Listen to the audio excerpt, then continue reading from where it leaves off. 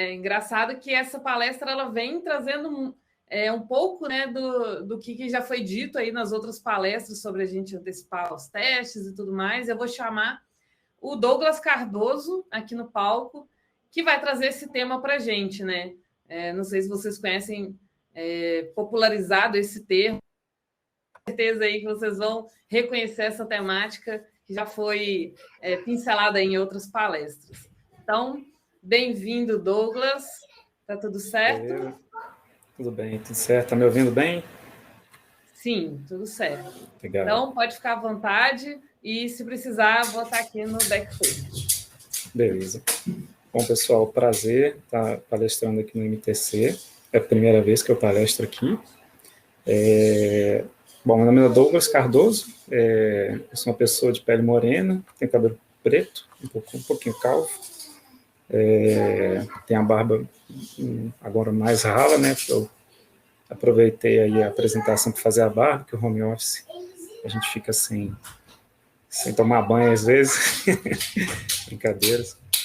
Mas vou falar um pouquinho de shift left. E eu estou usando uma camisa preta, um casaco. Tá bem, para mim está bem frio aqui em Belo Horizonte hoje.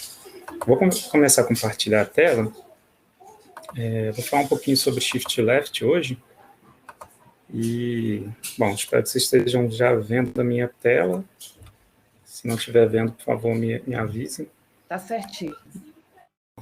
Então, vou falar um pouquinho sobre shift left. Alguns palestrantes já falaram um pouquinho sobre esse termo. Deixa eu dar um hide aqui. Mas eu vou explorar um pouquinho mais. É um tema que está bem recente. Aí eu vou falar um pouquinho. Vamos lá, fiz umas pesquisas e tal. E eu já utilizo isso também em alguns projetos que eu trabalho. Então, vou tentar contribuir aí com a comunidade. Bom, de novo, né? Meu nome é Douglas, eu sou graduado em matemática pela UERJ. Eu fiz pós-graduação recentemente agora em inteligência artificial pela PUC. Já tinha feito uma de análise de projeto de sistema e outra de gestão de TI. Eu já trabalho com teste desde 2010, então já vai fazer 11 anos agora. Né? Então tem um tempinho. Eu deixei meu contato do LinkedIn, é Douglas-Cardoso M. Cardoso, então Douglas-Cardoso M. Quem quiser me adicionar lá, fica à vontade. Bom, então a agenda são poucas palavras aqui. Então, o que é, quando que a gente usa o shift left, quem que pode ajudar, né? Quem está envolvido, por que de usar, onde usar, quanto isso custa, né? E como que a gente faz. Eu vou dar alguns exemplos de alguns códigos que poderiam ter sido melhor implementados se tivesse aplicado shift left e ferramentas que podem ajudar nisso também. Eu vou começar com uma provocação aqui. Tem um livro que eu gosto bastante. Pessoal, eu não estou vendo o chat, tá? Então, eu estou com uma tela só, mas se tiver pergunta, pode me chamar aqui que está tranquilo, eu respondo. Então, tem uma passagem lá do livro do Pequeno Príncipe, que é o menino, né, o Pequeno Príncipe, pedindo para o aviador para ele desenhar um carneiro para ele. Então, o aviador ele cai no deserto e é acordado com o Pequeno Príncipe pedindo isso, desenhe um carneiro. E ele, meio aturdido, ainda assim, meio acordando, ele desenha um carneiro. Toma aqui o carneiro no papel, que é o primeiro carneirinho ali, que tem os chifrinhos assim. E aí o menino fala, não, isso é um bode, não é um carneiro. Desenha um carneiro. Aí ele faz um segundo carneirinho. E aí o menino fala, não, esse carneiro aí está muito doente, eu quero um carneiro saudável. Aí ele faz mais um carneiro. Aí ele fala, não, mas esse carneiro aí, ele é muito velho, eu quero um que viva muito. Então, ele, depois de algumas tentativas, fala, tá aqui o seu carneiro. E é uma caixa com alguns furinhos, ele fala, o carneiro está aí dentro. E o menino fala, é exatamente isso que eu quero. Eu queria exatamente isso. E aí, qual que foi o problema aqui dessa comunicação? Ele não aplicou o shift left. Né? Ele criou 3 projetos, teve o trabalho de criar 3 projetos, 3 carneirinhos, e nenhum deles era o que o cliente, entre aspas, estava querendo. E se ele tivesse aplicado shift left, talvez já teria chegado nessa solução aqui, que é o carneirinho dentro da caixa, com os furinhos para ele respirar. Então, vamos lá, o que é o shift left, né? A ideia do shift left é você falhar e o mais rápido possível. Então, resumidamente é isso, você falhar rápido. E quem que pode ajudar nisso, né? Qualquer pessoa, não só testadores, não só pessoas relacionadas à área de qualidade, mas arquitetos de software podem ajudar, desenvolvedores. Inclusive, essa palestra aqui, ela tem um fundo preto, porque ela foi direcionada para desenvolvedores, né? Geralmente, o desenvolvedor trabalha com a tela preta. Então, foi para chamar atenção, e essa palestra aqui, ela, na verdade, ela não é para QAs, ela é para pessoas não de teste, né? Porque no Shift Left, qualquer pessoa pode ajudar, e os testadores, inclusive. E essa ideia de falhar rápido, por que a gente tenta falhar rápido, né? Uma frase que eu escrevi, né, pensei nela, e é o seguinte, ó, o usuário final, ele tem muito tempo e criatividade para encontrar defeito no sistema, e a gente não quer que ele descubra essa habilidade. Então, se você pegar o seu projeto, sem conversar com o seu cliente, e passar isso direto para ele, ele vai achar tanto problema que você vai falar, putz, mas podia ter encontrado isso antes, eu podia ter falhado mais rápido para não deixar o meu cliente encontrar esses problemas agora, já no final do projeto. E eu vou explicar exatamente esse termo do shift left, quando a gente vai falando um pouquinho ali do processo de teste, vai fazer sentido esse termo. E só para vocês não esquecerem, lembra do carneirinho? Carneirinho é chip. Então, sempre que vocês lembrarem do carneirinho lá do Pequeno Príncipe, lembra de shift. Chip e shift, eles são parecidos. Então, sempre pensar no carneiro, pense em fazer shift left e o contrário também, o carneirinho. É só uma brincadeira para poder criar esse atalho mental, né? Então, pensou no carneirinho, pensa no shift left. E aí, qual que é a ideia, né? Onde é que a gente pode aplicar shift left? Onde é que a gente pode falhar rápido? Tem algumas pesquisas que falam que a especificação é onde a gente encontra a maior quantidade de bugs, a maior quantidade de problemas. Na verdade, a maior quantidade de problemas ela está na especificação e não é nem no código. Em segundo lugar vem o design, então também não é código. O código vem em terceiro lugar. Então, inclusive aqui no gráfico que eu estou mostrando, é mais do que 50%, é mais ou menos 55% só de especificação, onde tem os problemas. Então, se é ali que tem a maior quantidade de problemas, por que a gente não vai lá, qualquer pessoa do time, né, e tenta mitigar esses problemas para que eles não sejam empurrados para frente, né, empurrados para o momento de codificar e para o momento de fazer o teste dinâmico. Então, a ideia de fazer o shift left é tentar ir o mais, eu vou falar já, é tentar falhar o mais rápido possível para poder você não ter grandes problemas no final. Tá? Então, guarda aqui que é na especificação que a gente vai focar por enquanto. E quanto que isso custa, né? Tem uma correlação de custo de bug com a fase do projeto. Então, bugs encontrados na especificação, na teoria, são mais baratos do que bugs encontrados próximo do release. Então, se você está lá como um arquiteto, como um desenvolvedor, ou como um QA, lendo a especificação e você encontra um problema, é muito fácil entre aspas, né? É bem mais rápido você ir lá, corrigir a especificação, do que você, depois que já está com o código feito, vir trocando todo o código, as referências para aquele código, numa fase mais avançada do projeto. Então, é aqui que o shift left entra, né, que esse termo faz sentido. Se a gente pensar num projeto de software como um gráfico, daqueles cartesianos da matemática, a especificação está à esquerda do nosso gráfico, está bem próximo da origem. E a entrega está mais à direita. Então, tem aí a especificação, bem à esquerda, aí você tem o design, você tem o código, você tem o teste, né, aqui numa cascata, né, e você tem a release. Se você pudesse encontrar os bugs lá na especificação, você está fazendo o shift left, você está fazendo essa virada à esquerda. Então, fazer o shift left falhar mais rápido é fazer essa virada à esquerda e tentar ir mais para perto da origem do seu gráfico, seja de ciclo de implementação, se você estiver trabalhando com algum modelo incremental, enfim. É você chegar mais perto da origem do seu processo e não deixar para encontrar os problemas mais à direita, seria o shift right.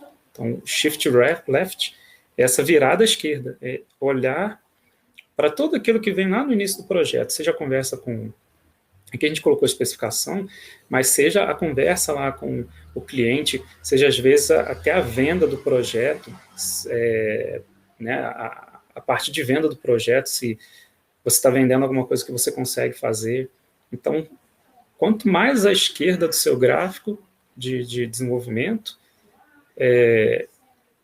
na teoria é mais barato você corrigir os problemas, então é mais fácil você falhar rápido nessas etapas iniciais. Então é daí que vem o termo de shift left. Acho que agora fez mais sentido, né? E uma curiosidade, eu estou mostrando esse gráfico aqui, mas ontem mesmo eu li uma matéria falando que essa pesquisa ela não existe, da correlação entre bugs por exemplo, especificação serem mais baratos do que bugs bugs próximos da entrega. A pessoa que fez esse artigo se baseou numa pesquisa que é a base que acho que todos os artigos utilizam, que é uma pesquisa da IBM, que essa pesquisa fala que bugs, inclusive tem um gráfico exponencial falando que o custo de bugs encontrados mais próximo lá da especificação são mais baratos do que bugs que são encontrados próximo da fase de entrega, e aí o custo é exponencial. E ele conversou com pessoas da IBM e eles descobriram que essa pesquisa não existe. E eu achei curioso, porque assim, faz muito sentido para mim que exista essa correlação, mas pode ser que a gente esteja usando aí uma verdade que não seja uma verdade, né? É só uma curiosidade, depois eu posso mandar o link para vocês desse artigo, eu achei bem interessante. Então vamos um pouquinho mais para frente. E como é que a gente faz esse shift left, né? De novo aqui é uma coisa bem batida, né? Pirâmide de teste. Então tem aquela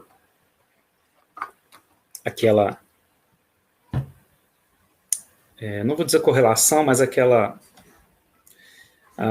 os níveis, né, da pirâmide. Então você tem no nível mais da base, você tem os testes unitários, porque eles são mais rápidos de serem executados, você tem maior isolamento com sistemas externos, por exemplo. E mais ao topo você tem teste de UI, que aí tem mais integração, você às vezes vai consumir alguma API que é externa, igual algumas palestras já falaram, então você vai ter que fazer integração com alguma API externa, com seu banco de dados, e eles, consequentemente, são mais lentos. Então, a ideia de aplicar teste unitário já é uma forma de você fazer shift left. Você está se adiantando no seu código. Passou uma moto agora aqui. E não empurrando problemas que poderiam ter sido pegos na sua etapa mais inicial. Logicamente, você vai precisar de teste de integração, vai precisar de testes de API, por exemplo, mas existem defeitos que você já poderia ter encontrado na fase de teste unitário, nessa fase bem inicial. E são testes bem mais baratos, de novo, voltando lá naquele gráfico de relação bug por fase, bugs mais próximos da etapa inicial, mais próximos da esquerda do seu gráfico, são mais baratos de serem corrigidos. Então, a aplicação de teste unitário, por exemplo, é uma forma de você garantir esse shift left. Outras formas que não tem muito a ver com ferramentas tecnológicas e mais a ver com cultura, fazer revisão de especificação, ler a especificação, e de novo aqui, não é uma mensagem só para testadores, é uma mensagem para qualquer pessoa que trabalha na área de desenvolvimento. Logicamente, eu, como testador, eu gosto de tomar a iniciativa de ler a especificação, de conversar com, sempre que possível, com o cliente ou com pessoas que representem o cliente, porque eu não quero deixar para o final, fazer o shift right dos testes, né? Eu não quero falhar mais à frente, ou demorar a falhar. Eu quero falhar o quanto antes. Então, eu, como testador, eu incentivo sempre meu time, qualquer pessoa do time, a revisar a especificação. Olha, e aí tem um grande problema que eu vejo também em alguns projetos, que é, às vezes, a pessoa que está fazendo a especificação, ela não é um analista de requisito, ela pode ser um QA, pode ser um desenvolvedor, pode ser até um Scrum Master que está fazendo especificação. Então, assim, é uma pessoa que deveria ter uma habilidade específica e ela não faz parte do seu time. A gente vai ter a garantia de que essa especificação vai estar redonda para ser consumida pelas várias etapas do seu projeto, ou ela vai estar com um olhar somente de um desenvolvedor ou somente de um arquiteto. Então, eu sempre gosto de revisar, particularmente porque eu, como QA, eu gosto de vestir o chapéu de cliente. Então, eu gosto de ir lá e entender se, olha, o que eu estou lendo aqui, talvez o cliente não entenda. Então, revisar a especificação é uma ótima forma de você evitar que ocorra esse shift right. Você está indo lá na especificação, pegando os problemas já da especificação mesmo. Eu gosto, né, assim, uma dica que eu dou é participar ativamente de reunião. Então, a gente agora que está em home office, tem aqui o telefone, está do meu lado aqui, ó. Aí tem o WhatsApp que toca, aí, putz, eu estou em reunião, vou trocar de tela aqui, vou desenvolver alguma coisa, vou dar um teste. E essas distrações, elas não nos permitem ter uma audição ativa, né? Às vezes a gente nem presta muita atenção. E se for em outra língua, então, é mais complicado ainda. Então, participar ativamente de reuniões, isso ajuda bastante, porque primeiro você vai está entendendo o que está sendo tratado ali sobre a feature, qualquer coisa que seja, e você vai ter a oportunidade de fazer perguntas, esclarecer coisas o quanto antes, você vai poder falhar, né? O mais rápido possível. E às vezes uma coisa que não ficou muito claro para você pode não ter ficado para o time. Então, o próximo tópico aqui é perguntar e validar. Olha, o que você está tentando dizer é realmente isso? Eu entendi isso. É o que você quis dizer? Ah, não quis dizer isso, quis dizer tal coisa. Putz, legal. Então, a gente já mitigou um possível problema que poderia, né, gerar um problema mais à frente. Então, participar ativamente, perguntar e validar são dicas que eu dou para fazer esse shift left. De novo, aqui eu não estou usando ferramenta nenhuma. Eu estou usando habilidades e, às vezes, até um pouco de bom senso também. Compartilhar informação. Então, se você, né, o seu time, eu sou só tester, eu trabalho só quando o código está pronto, ou só quando a build está pronta, eu vou lá e instalo. Às vezes você pode estar caindo numa armadilha de não entender por que você está recebendo essa build só agora, ou de 15 a 15 dias. Qual que é o processo por trás disso? Será que eu como QA, também não estou guardando informação que eu poderia compartilhar com o desenvolvedor ou com o arquiteto? Então, compartilhar informação é uma forma também de ter essa interdisciplinaridade e o time inteiro entender o que está sendo falado, né? Vários pontos de vista convergindo para melhorar a solução. Garantir testabilidade também já foi falado, né? Então, se você chegar lá na frente, você vê que o seu código, a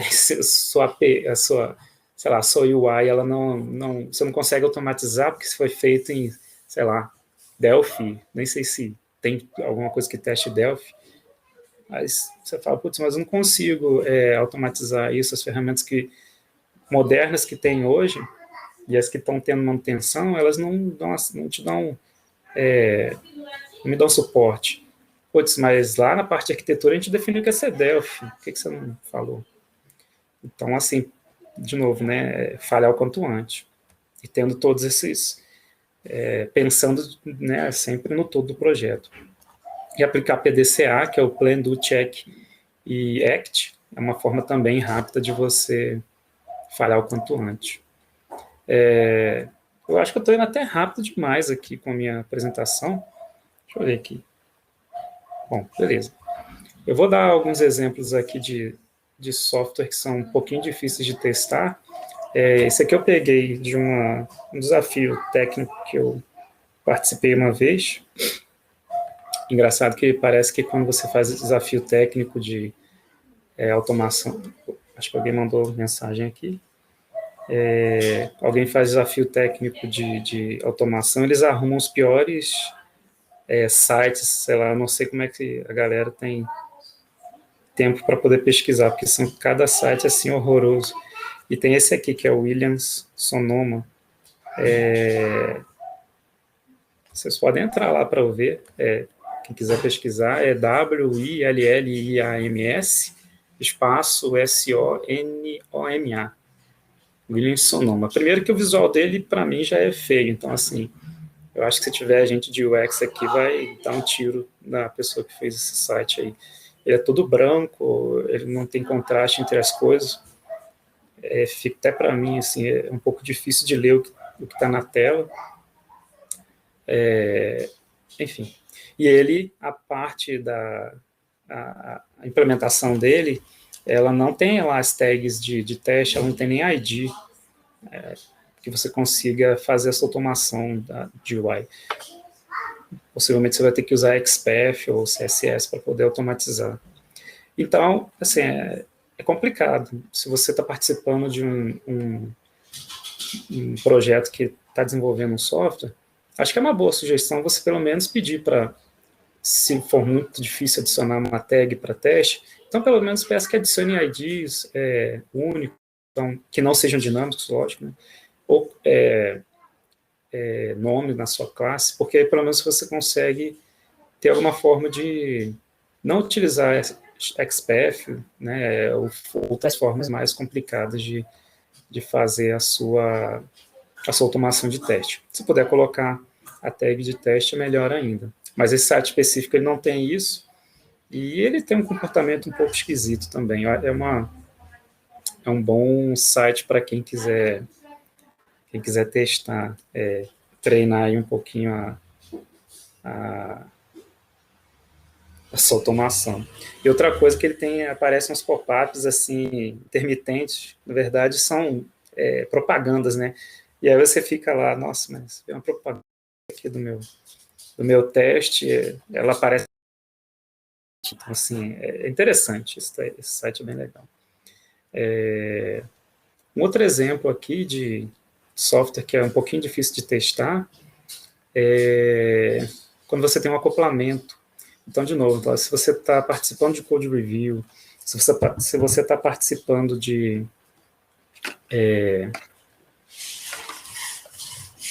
da etapa de arquitetura, enfim, se você está participando ativamente das etapas iniciais do seu desenvolvimento, e logicamente aqui, né, você tem que ser um QA que tem a habilidade para automatizar,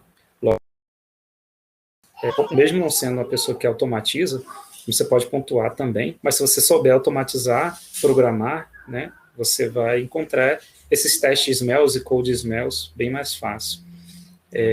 Então aqui tem um código, não sei se vocês vão conseguir ver o meu mouse, mas é um código que tem um acoplamento. Então vocês veem aqui que tem um instanciamento de um banco de dados bem aqui no início então você vê a SQL Connection e a string de conexão. Possivelmente você não vai conseguir testar isso. Você vai ter que montar fazer teste unitário sem utilizar o banco real. Então, se você puder fazer a injeção de dependência aqui, passar a sua string ou passar a própria conexão, fica bem mais fácil de você testar. Você pode passar um banco fake qualquer aqui que aceite essas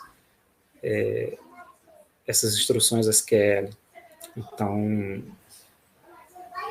do jeito que está, fica mais difícil. Então, garantir testabilidade é uma forma bem legal de de evitar, né, falhas lá no final. Você vai chegar, pô, eu não consigo fazer teste unitário sem usar o banco, por exemplo.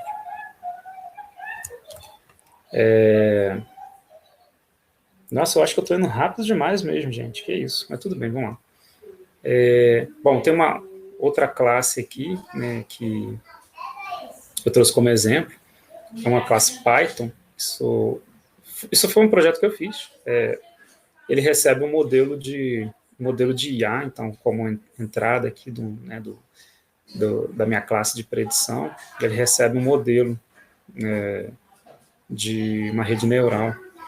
E aqui no meio do código, se eu não tiver... eu acho que eu cortei a parte que faz o predict. Acho que eu cortei. Bom, aqui no meio do código, ele vai fazer um model.predict. E aí fica aquela pergunta, putz, mas como é que eu faço para mocar um modelo de rede neural? E aí a natureza do projeto vai te pedir isso. Olha, você tem que testar a sua rede neural. Aí você fica, putz, mas como é que eu faço, né? Tem formas de você mocar, porque no caso da rede neural, ela te retorna uma matriz. Então você consegue mocar uma matriz, eu fiz isso nesse projeto, mas às vezes é um modelo que você não consegue mocar. E muitas vezes em projetos onde tem envolvimento de ciência de dados ou qualquer coisa relacionada à inteligência artificial, você tem um time que faz esse treinamento, né? Tem um time que trabalha com a parte de ciência de dados em si, que vai lá, enfim, coleta os dados, faz a limpeza né, de todos os dados, e a parte que demora mais nesse tipo de projeto. E tem um outro time que vai fazer a codificação. E aí, às vezes, será que esses times estão conversando? Será que você não poderia, como QA mesmo, ir lá e contribuir um pouquinho para o código que vai ser feito para o treinamento dessa rede neural? Às vezes você consegue, se for um código, né, tratando de neural, é bem possível que seja um código Python, e Python é tranquilo assim de você aprender, pelo menos para fazer a leitura, e ele tem uma escrita bem não tão verbosa quanto o Java. Assim, eu gosto muito de Java, mas o Python é bem tranquilo de você ler. Então, às vezes, você podendo, lá no Code Review, você pode identificar problemas. Sei lá, loops infinitos, enfim. Será que esse código de treinamento, ele que está treinando a rede neural, ele está sendo testado? Então, são coisas que você pode contribuir também. E para você entender também qual é o output da sua rede neural. Geralmente, esses modelos, eles não te dão a mesma resposta para a mesma entrada. Então, você não vai conseguir pegar um modelo fake, colocar um modelo que você criou, colocar lá e testar. Porque cada vez ele vai te dar uma resposta diferente. Então, são coisas que você tem que prestar atenção na hora de estiver desenvolvendo. E o quanto antes você identificar esse tipo de problema, melhor para você. Vai te poupar bastante dor de cabeça aí. Mais um trechinho aqui de código que é difícil de testar. E por que eu trouxe esses códigos aqui? Como exemplo mesmo. Vocês veem que já tem a implementação feita e assim, não deve ter tido nenhuma conversa lá no início do projeto sobre como que ia ser a arquitetura, ou o que ia ser usado para testar, qual linguagem, enfim. Então, essas coisas, quando estiverem sendo tratadas, é legal que você, como QA, você levante a mão para a gente. Me chame para reunião, eu queria acompanhar. Ah, mas você não é de ciência de dados. Não, putz, me chama aí, cara, eu tenho curiosidade, eu quero ver o que vocês estão fazendo. E nisso você vai implantando essa cultura de teste. De novo, não estou falando nada de ferramentas aqui, na verdade, a cultura de qualidade, né? Eu estou falando de atitude, de você ir lá entender, putz, mas eu não sou um QA que automatiza. Cara, vai lá, faz alguma coisa, não fica parado. Tipo, a gente trabalha em muitos projetos com ágil, e o ágil tem a premissa de ter mudanças. Então não faz sentido você ser um QA que é estático, num ponto ali do processo. Vai lá, cara, conversa com o arquiteto, conversa com o desenvolvedor, igual algumas palestras aqui já falaram, tenta entender o que está sendo feito, verifica se está sendo garantida a testabilidade lá, estuda um pouquinho de arquitetura, não é assim, se você não entender, pergunta. Então, o quanto antes você falhar, melhor para você. E se você não entender o que está acontecendo lá no início do projeto, é bem possível que no final você não vai ter tempo de entender. Você vai ter que testar sem entender muitas vezes. Então, aqui tem um outro exemplo aqui que é um pouquinho difícil de testar, que é o seguinte. É um código, que é um list comprehension, que ele te retorna um dicionário, né, com uma entrada que é primeiro o quadrado do número e depois é o cubo, se esse número for menor do que 20. E se o módulo dele for igual a... se o módulo for igual a 0, quer dizer que é um número par. E aí eu fico pensando, será que isso aqui não poderia ser um for e um if, e não um list comprehension? O problema desse list comprehension é que ele é bem complicado de entender e possivelmente vai ser difícil de você testar isso aqui. Quer dizer, quais os caminhos que o meu código pode percorrer dentro desse list comprehension, né? Tem um for, tem um if, e list comprehension muitas vezes a gente fala relacionado com performance. Se o meu número aqui, o meu n é pequeno, né, menor do que 20, faz sentido o list comprehension? Então, às vezes, vale a pena você mudar a implementação para poder garantir a testabilidade. Lógico que um monte de desenvolvedor vai falar que não, mas né, porque é um código mais elegante, pode, né, ter essa justificativa. Mas, cara, é questão também da abordagem, né? Tipo, você, como desenvolvedor, quando você voltar aqui, você vai entender o que foi feito, então pensa no seu eu do futuro. Será que se você colocar um for e depois um if, um for, não vai facilitar a sua vida? Então, é questão da atitude mesmo. Um list comprehension, nesse caso aqui, eu não viria muito sentido. E para testar é complicado também. Então, códigos espertos são um pouco difíceis de testar. Algumas ferramentas que ajudam, já foi falado aqui, mas os linters, né?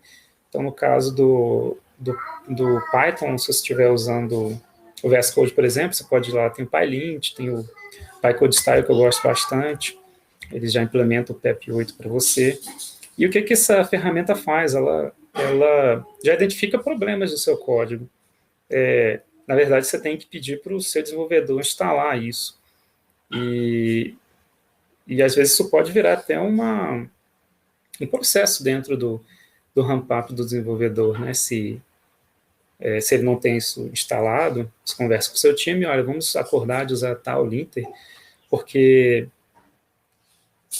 você vai ver ali em tempo de execução, na verdade você nem precisa executar o código, porque é teste estático, mas no tempo de desenvolvimento você vai ver os problemas. Aqui ele dá até um exemplo aqui de acho que é um if que é sempre true, então não faz sentido. Então, são coisas que o próprio linter ali na sua console de desenvolvimento você consegue pegar problemas e não deixar para fases mais posteriores. Então, o linter é uma boa ferramenta que pode te ajudar também nesse shift left. Aí, enfim, né, para várias linguagens, cada uma tem a seu linter aí. É só questão de instalar, você vai ver, às vezes, uma pancada de problema lá no seu código. O Sonar também já foi falado aqui. Ele te identifica ali problemas de segurança, alguns code smells também. Então, é uma ótima ferramenta para você identificar problemas o quanto antes. E eu acho que acabei a minha não, falta mais um pouquinho. Nossa, foi muito rápido, gente. Eu vou deixar, então, um bom espaço aí para pergunta. Bom, Sonar, enfim, né? É uma ferramenta que ela te ajuda a pegar esse tipo de problema. já vai te dar ali alguns indicativos de problema de segurança, e o legal é que ele te dá uma possível solução para o seu problema. Então, também é uma forma rápida, aí, de novo, falando aqui de teste estático, né? É uma forma rápida de você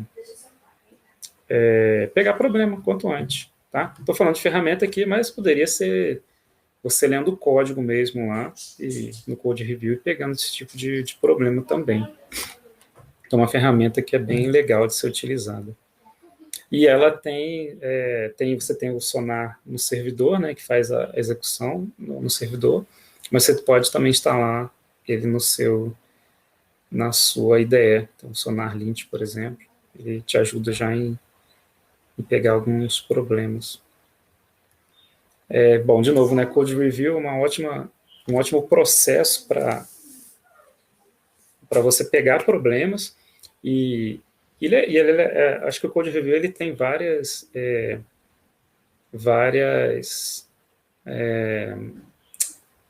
funções, né? A primeira é de você garantir a qualidade do teste, né? Ter a opinião de outras pessoas que estão desenvolvendo, né? De pessoas mais sênior. É legal também para rampar o time, então pessoas que não estão começando a desenvolver ou automatizar, quando fazem a leitura de código, às vezes podem aprender um pouco de coisas diferentes, né? Que às vezes não tinham pensado. É legal para compartilhar informação.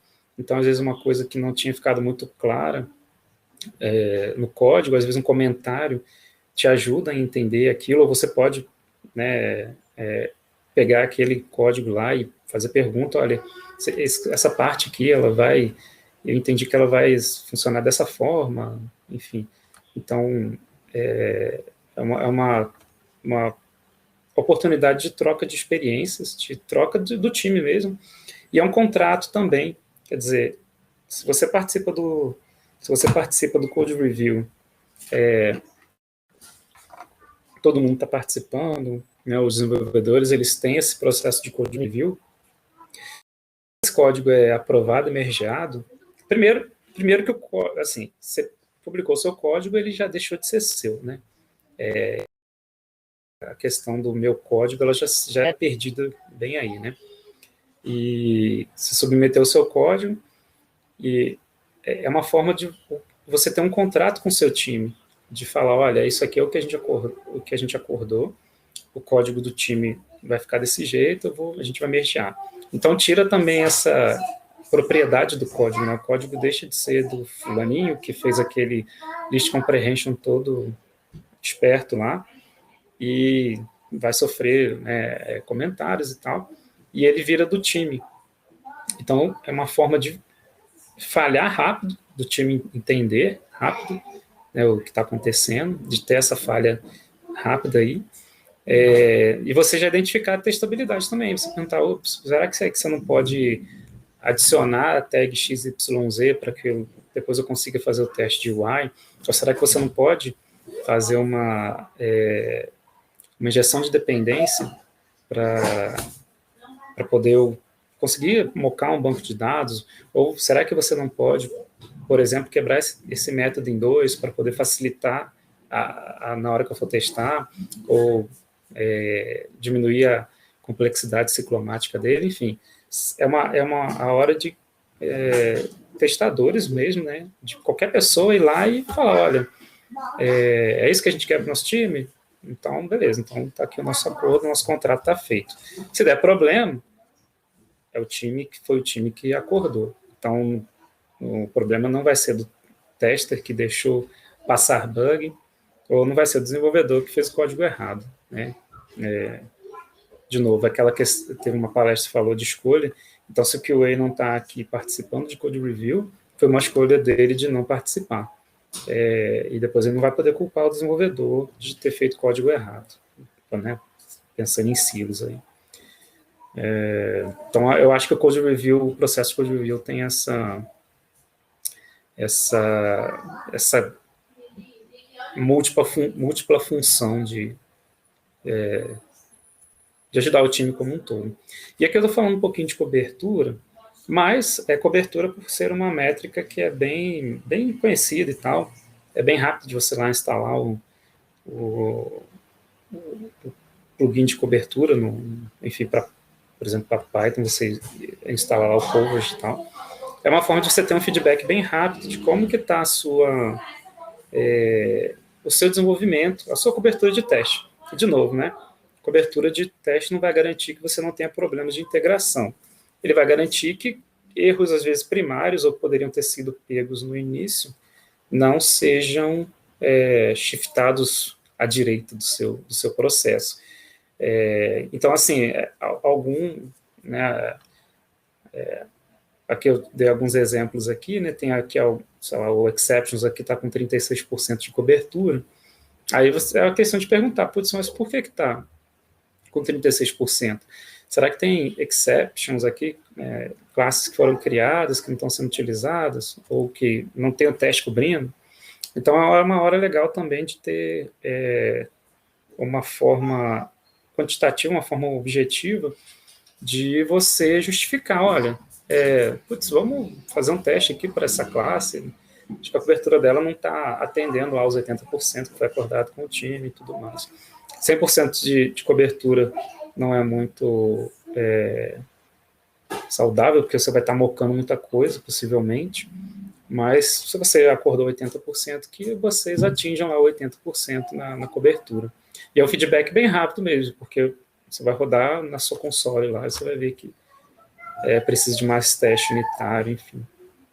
E aí, de novo, né, falando de cobertura como uma das métricas, mas pensando de novo lá no PDCA, no Plan do Check e Act, você pode ter outros tipos de métrica, aí poderiam estar relacionados com bug, quantidade de bugs abertas por funcionalidade, enfim, algumas métricas que te deem uma forma quantitativa e que você consiga comparar, não fique muito subjetivo. Você ver se a qualidade está boa ou ruim, são formas quantitativas de você ver se o seu software está ruim ou não, né? Ou bom. Bom, eu vou deixar umas referências aqui. Eu acho que eu deixei, não deixei a referência do link lá que fala sobre o teste, a relação de teste, né? Eu vou procurar aqui, vou mandar no chat. Eu achei muito legal esse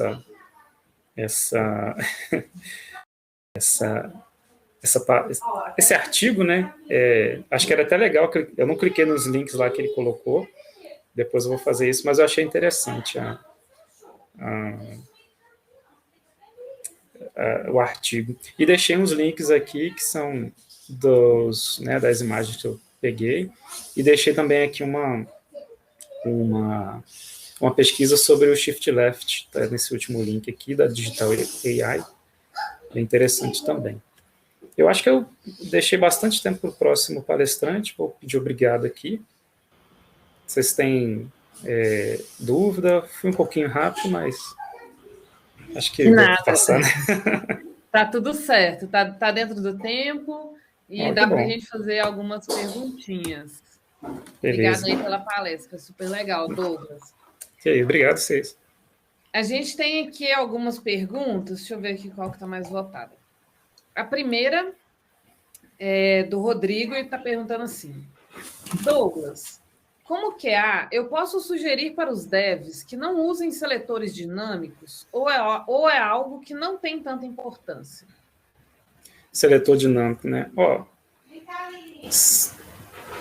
Então, eu não sei te dizer porque eu não sou desenvolvedor, mas o que eu posso te dizer é que talvez ele possa te dar algumas outras formas de você testar a sua UI, se você está pensando em teste de UI. Eu digo que eu não sei porque eu não sei se tem frameworks de desenvolvimento que já fazem esse tipo de, sei lá, de criação de ID dinâmico. Então, eu não sei se isso é uma boa prática ou ruim. Pode ser que seja uma prática ruim. Mas para teste, você tem outras formas de garantir. Aí, de novo, assim, acho que é o caso de até perguntar para o desenvolvedor, olha, tem jeito de não colocar esse negócio aqui? Se tiver, não tiver, bom. Então... Isso aí, combinado não sai caro, né? Exatamente. Beleza. duas aqui quase empatadinhas. Uma da Ana, perguntando: Douglas, como podemos testar algoritmos de inteligência artificial, já que eles têm essa natureza de mudar a resposta a cada momento? Pois é. Quando você está fazendo o algoritmo e pensando lá na parte de treinamento, você tem métricas para ele. Inclusive, é isso que você entrega, né? Você vai entregar a métrica dele. Você tem 70% de acurácia, tem algumas métricas que você pode utilizar. E é isso que você vai entregar. Não, esse tipo de validação, o próprio treinamento já te faz isso. Ele já te disse se o seu modelo está aceitável para a produção. Esse é um tipo de validação. Então, ele vai te dar acho que é F5, eu não lembro, F1. Bom, enfim, tem umas métricas lá que ele vai te falar, ó, tem 80% de assertividade no modelo. Ok, para minha produção está ótimo. Na hora de colocar em produção, ela cai um pouco. Mas na hora que você pegar isso e acoplar no seu teste, é grande diferença, né? Você vai pegar o modelo e colocar no seu script lá, no seu desenvolvimento, e vai utilizar ele, ou você tem outras formas de mocar isso, para você andar em paralelo com o desenvolvimento. Então, respondendo, né? Para garantir a qualidade do treinamento, você tem lá as próprias métricas do treinamento do modelo lá, que vai te garantir isso. Legal. E aí eu vou aproveitar mais uma perguntinha. Quais os maiores desafios para implementar o Celeste no time, né? Como a gente traz essa cultura? Eu vou falar de experiência mesmo, de alguns projetos que eu já participei. Alguns foi bem tranquilo, assim, na verdade, você não é aquela coisa assim. Eu sempre tento ir tateando e indo aos poucos com essa questão de design implantado, e as pessoas nem falam de cultura de teste, elas simplesmente aparecem. Mas coisas que eu já foram positivas no meu caso é o seguinte: a questão de leitura de especificação. Eu, como que eu gosto de ir lá, ler a especificação e eu começo a fazer perguntas. Então, só de você começar a fazer perguntas, o time, como um todo, já começa a ficar um pouco desinibido assim, desenvolvedores, enfim, de começar a perguntar também. Porque na hora que a especificação estiver ruim, vai ser uma dor para a gente que está testando e para quem está desenvolvendo. Eu vejo um problema de implantar essa cultura quando você tem um time que não conversa com a parte mais inicial lá do projeto. Então, se você está num time de QA que só recebe a feature para testar por uma contratação, enfim, é mais complicado, né? Mas é assim, vai perguntando, que uma hora a semente germina lá no time. Legal. Bom, obrigada aí, então, pela palestra. A gente tem mais algumas perguntinhas, mas se você quiser, você pode encontrar o pessoal lá na session e Legal. A gente pode continuar esse papo lá, beleza, gente? Beleza, obrigado as perguntas aí. Obrigada pela palestra, obrigada pela sua participação, Douglas. Falou, tchau, tchau, gente. Tchau, tchau.